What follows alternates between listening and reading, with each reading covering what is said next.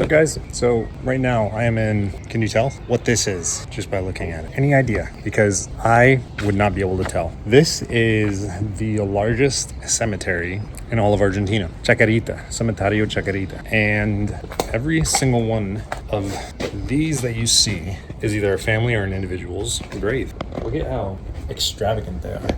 And, also, and sometimes the decrepitness of all of this, like how they can be decayed. This is not the most famous graveyard inside of Argentina. That one is the Cementerio de Recoleta, which is also in Buenos Aires, which is where I am. And it's filled with the most powerful, the most wealthy, the most rich of all Argentinians of the past. Political figures, actors, business owners, entrepreneurs, politicians, all these people. And, you know, this place has me thinking pretty deeply first. Look at that. That's pretty incredible. This, by the way, I think this is about 10 hectares worth of land. It's an immense amount of land. It literally feels like a city of the dead, a city of the dead. It's quite interesting. This is my view right now.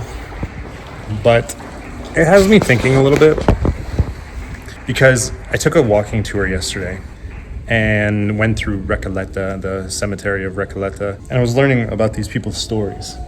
And I was learning about, Argentine culture, why they make these graves, why they're so extravagant. And there's a lot of ego, a lot of pride I actually love in Argentina. It's really amazing. And that extends beyond the grave, that they're still competing to people, even in death, to be the best, to be more, to have a legacy, to be remembered. Love, betrayal, money, power, all of these things. And it's fun, because I'm walking through and I am thinking about the nature of life, about existence. And, there is this thing that I think we experience inside the United States in particular. I think also in some European countries, more, I don't even like the word, but developed countries. And it's all about, competing for money and power and status. And in other places, it's different. But this is quintessential, I think, to a lot of human experience, that we seek power and these things really at the deepest core for love. Ultimately, everything that we do, I think, boils down to a desire to procreate, to have sex, but, also to get love. Interfacing kind of like evolutionary psychology with maybe, Maslowian hierarchy of needs, a mix of getting basic needs first and then transcending into higher level needs. And as I say here, it's just fascinating that even in death some people are still competing to be remembered or to be loved or to be powerful or to be more than. And imagine what these people live through. Imagine what it is that they were trying to prove, why they were trying to prove it, what needs they were not getting fulfilled, what needs they were trying to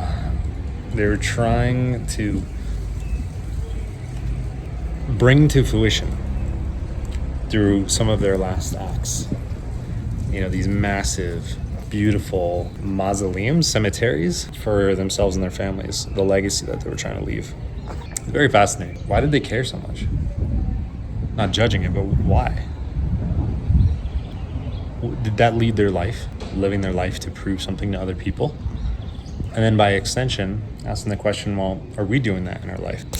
Are we trying to live our life for other people, to prove something to other people, to prove something to ourselves, versus experiencing, living, engaging in the current moment, to prove, but to be? What would your life look like? What would my life look like? I'll just speak for myself. What would my life look like if I stopped trying to compete with other people and instead just said, I'm going to go along for the ride. I'm going to go along for the ride and I'm going to enjoy whatever comes here.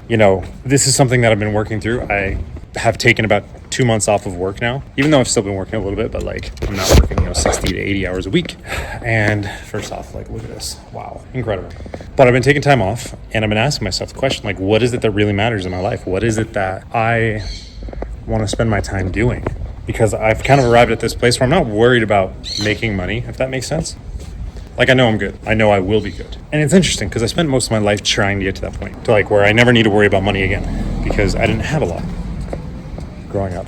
In fact, that was perhaps the main thing that I was obsessed with is like, am I going to be safe? Am I going to be secure? And I would say that now that I've arrived at that, not because I have financial freedom yet, which that's the next level of it, but after that, well, the question is, well, what does somebody spend their time doing? How do they live their life? And I think it's an important question to ponder sooner than later, because imagine you're 80 years old and you're arriving at a point where you're realizing you don't have much time left. And as you don't have much time left, you try to rush to make it mean something because you realize that money means nothing. It means something in terms of, hey, I need food, I need shelter, I need to survive. But after that, it's all about power and love, attaining love and power. When in reality, number one, you don't need money to have power. In fact, many people will trade their money to acquire power because it's more valuable. But even more than that, like, what about fulfillment? What about fulfillment in life? Well, that is something that many people go to the grave with regrets about. Arrepentimientos, I think is the Spanish word for a regret. Many people go to the grave with regrets. I don't want to be one of them. I don't want to be one of them. Like, what? There's a biblical verse that I love. I love a lot of biblical verses, even though I'm not a Christian. But it says, what point would it be to have gained the world but lost your soul? That is a very powerful punch in the gut. What would it be if you gained the world and lost your soul? What value does that have? If you lose everything just to gain the world, to gain money, nothing. Can't take it with you. Can't even take power with you. Theoretically, you could continue your bloodline by that way. You've done better. But true value, I think, is in first answering our soul's calling.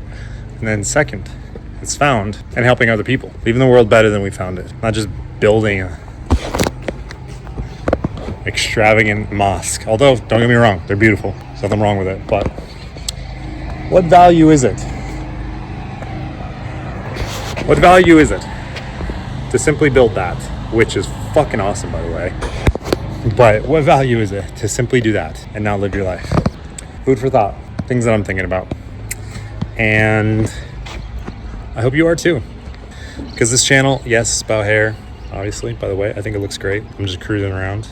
But being the best man you possibly can is about purpose. You need purpose to be the best version of yourself. All right, without purpose, we'll devolve into first hedonistic things.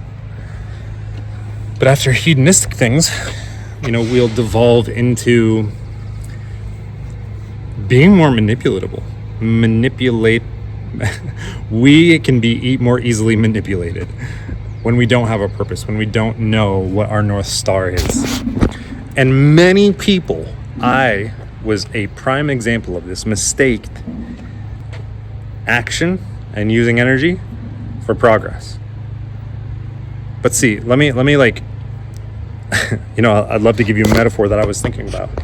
Like, imagine that you had a goal to reach point B, and somebody put a blindfold on you, spun you around 40 times and said, okay, cool, make your way to point B. You would have no clue. You'd have no clue where you are and where point B is in relationship to where you're going. And because you're blind, which is how we are in life a lot of times, because we're blind, it'd be like, well, at least I'm moving. At least I'm doing stuff. Maybe at the end of the day, like, you just kept walking in a straight line and you're just like, you know what? I'm really proud. I kept moving.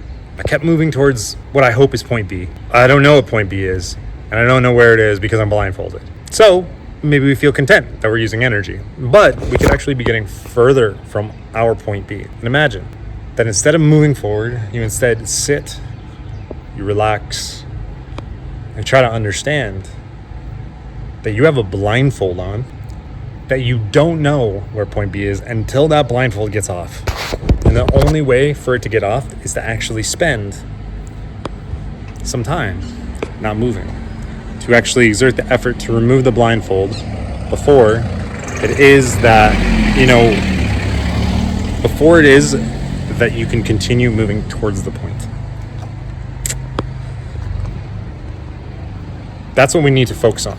Removing our blindfold so that way we can actually move towards point B with extreme action and focus. Because once that blindfold is off, from wherever point you are, whether you're a mile away, 10 miles away, 100 miles away, you are not wasting any more energy. Now the energy that you are putting forth goes directly, look at this, beautiful, goes directly towards your goal, directly towards your North Star, your point B. But until that moment, nah, man, it's so easy to waste energy. And in our society, people try to encourage us all the time. Just do more, just do more, just do more. What the flying F for? What are you doing more for? Besides more money. That's not going to leave you happy at the end of the day. It's not going to leave me happy at the end of the day. It didn't leave them happy at the end of the day. Left them dead. Left them dead. With a pretty Muslim. With a pretty, hey, if you want that, cool. Go for that. But I think we want more than just a mausoleum. More than just a cemetery. It's really pity. I think we want more. So let's go get more. Let's figure out what the fuck it is that we want in life, yeah? Love you guys.